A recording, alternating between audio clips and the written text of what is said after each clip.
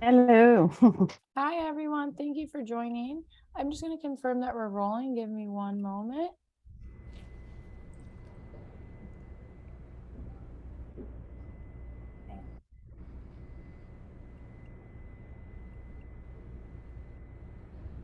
Just one more moment. Thank you, everyone.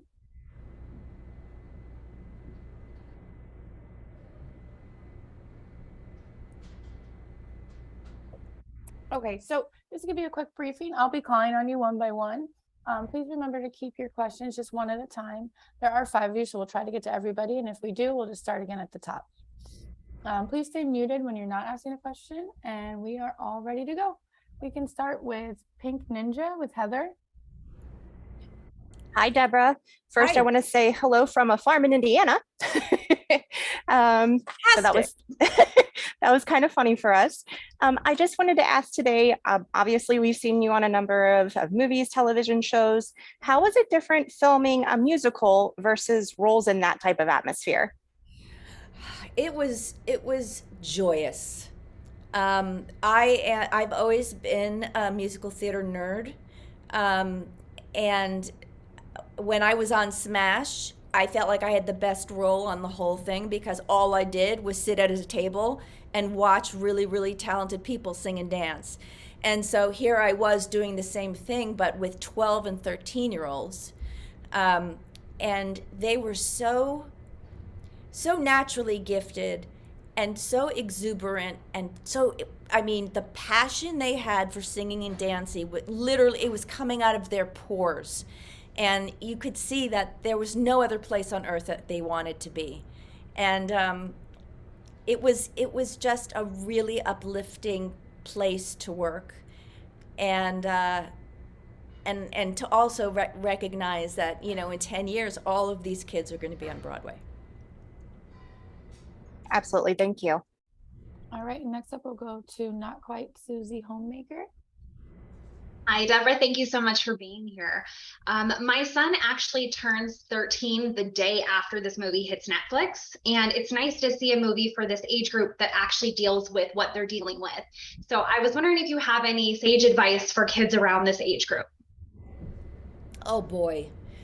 The thing I love about this movie is that, I feel like it's very honest about how difficult this transition is from being a little kid to being a teenager.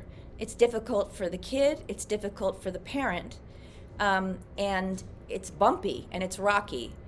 Um, I guess the advice I would give is, just understand they're doing the best they can, and all the pressures that they're feeling, uh, and also to really make it clear that the lines of communication are open all the time.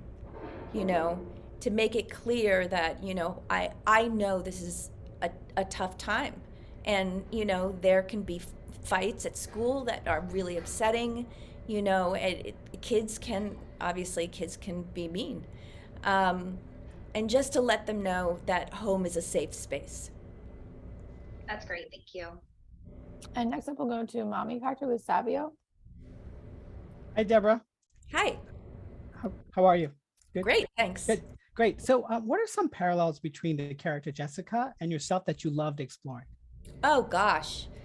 Um, well, first of all, I'm a divorced woman, uh, a a single mom of one lone boy from New York City, who grew up in Rhode Island next to a farm, and was one of 3 Jewish kids in my whole community.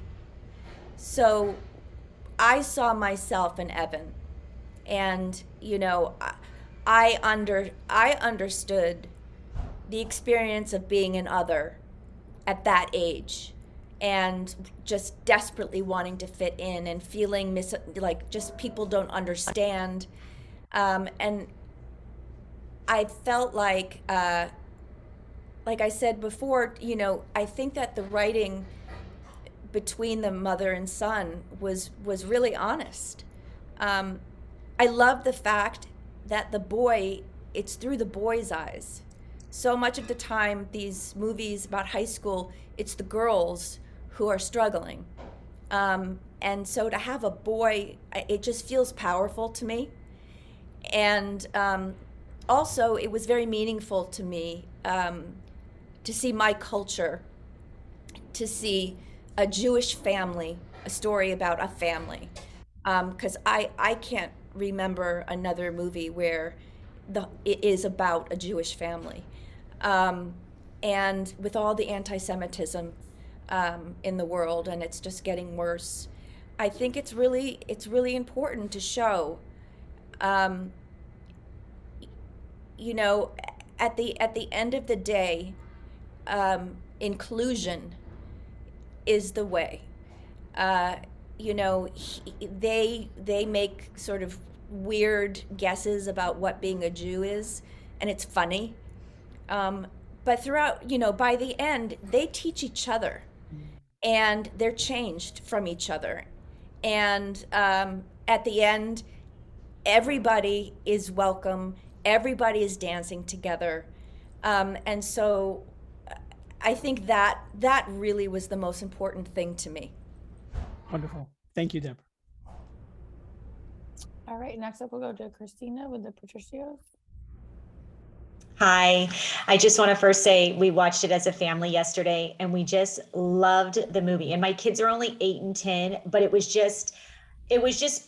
a perfect movie, and it was just wholesome, and we just loved it, and just all the music and dancing, it was just phenomenal. So my question is, what do you hope kids take away after watching this movie? Oh boy. I guess I hope kids can watch and recognize that they're not alone. That, you know, it is whatever struggles they're going through, or questions they have about themselves, it is the norm for this time in a kid's development. So they don't feel so alone. And also to learn how to be forgiving of yourself, because everybody makes mistakes, and you know, adults make mistakes. And so to show that a mistake isn't a failure, it's a lesson, and you can choose to be defeated by it, or you can choose to be better and to make a better choice the next time. Thank you. Next up we'll go to Jana. Hi, Deborah. Thank you so much for your time. It's an honor to be talking to you. So you mentioned that you act with all these amazing 13, 14 years old kids, but what was about Eli? I hope I'm saying his name correctly. Eli Golden, that like this interaction with him, your experience with him on set. Gosh, Eli blew my mind. You know, just walking on that set and having that kind of responsibility of carrying the whole movie, and to have to sing and have to dance and learn choreography, and you know, I just thought that any kid would be overwhelmed by this, you know. And he had his mother with him, who was fantastic, and to watch him navigate so gracefully and effortlessly and humbly. He really stayed down to earth. And the very first day on set, we did our song. So to spend the whole day with him, just the two of us, and to sing a song that's intimate, really brought us together, and really set the stage for the whole rest of the movie. And so I became a mother. I was like, "Are you drinking water? Are you drinking water? It's you're going to go dance, and it's 95 degrees. You need water. Do you have electrolytes?" That's amazing. Thank you. All right, and then we'll go to Bel Air Mommy with Kathy. Kathy, you can go ahead. Hi, Deborah. Thank you so much for being here. And please forgive me for being late. I'm a single mom and my kiddo has an ear infection. I was on the phone with his doctor, and as soon as I hung up, I'm like, I need to jump on and talk Oh to you. no. Thank you so much for giving us your time, and I'm extremely grateful. And I wanted to know, have you seen the movie in its entirety? Because my son and I loved it. He got up and he was shaking his booty. He was dancing. He didn't know the words, obviously, but he was just dancing away. And so we wanted to know, both of us, he was like, I wonder what her favorite scene was, because there's so many. And I thought, I'm going to ask her. So Yes. what was your favorite scene, and what made it your favorite scene? I mean, my favorite song, Yes. it is bad news.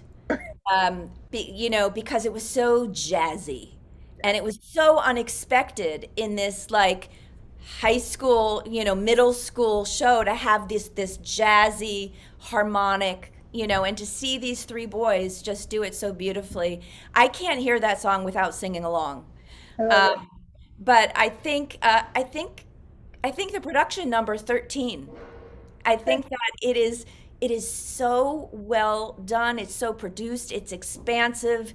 It really sets the stage for the world that the story is taking place in, and lets us know this is going to be a good time.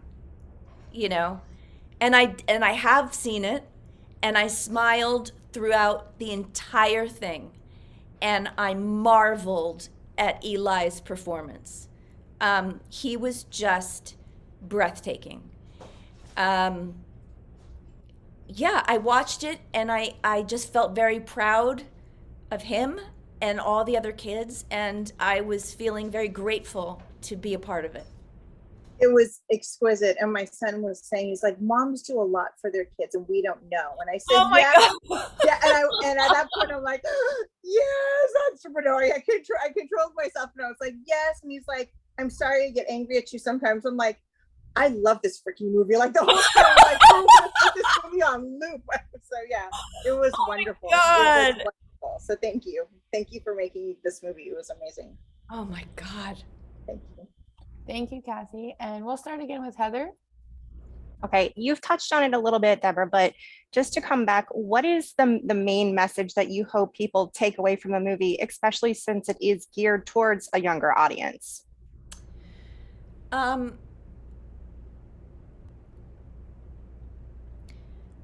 I guess if I had to boil it down, it would be to not only accept difference, but celebrate it. This is the most diverse cast I have ever worked on. It is the most diverse crew. It felt right being on that set. And I know that casting was intentional. And so I think that is the message that I feel it will hopefully come through the most. It did. It was beautiful. Thank you. Thank you. And we have time for one more question if we want to go back to Not Quite Susie Homemaker. So in the musical, we don't actually see Evan's mom. Your character is for the movie. And I wanted to know if that made it more difficult to pull nothing from source material and just kind of create it on your own, or if that was easier because you weren't working in those parameters. It was shocking to learn that the character didn't exist in the Broadway play. And, that was the point. They wanted to expand the lens. And the fact that there would be a new song, I felt a lot of responsibility because I knew they were changing this beloved musical that so many people love. And any change, can often be, not a great thing for big fans. So I really was just wanting her addition to add something to the movie that made sense without distracting from all the joy. And I felt, I guess, some freedom because the character didn't exist. And I think I was able to have some faith, because Robert Horn is such an amazing book writer. And he called me during, we had a 2-week lock-in when we got to Toronto. And he called and was like, let's go through the movie. Let's go through the lines and see, if you have any thoughts. And I thought that was incredibly generous. And, we came up with some new funny stuff. And yeah, I like Jessica.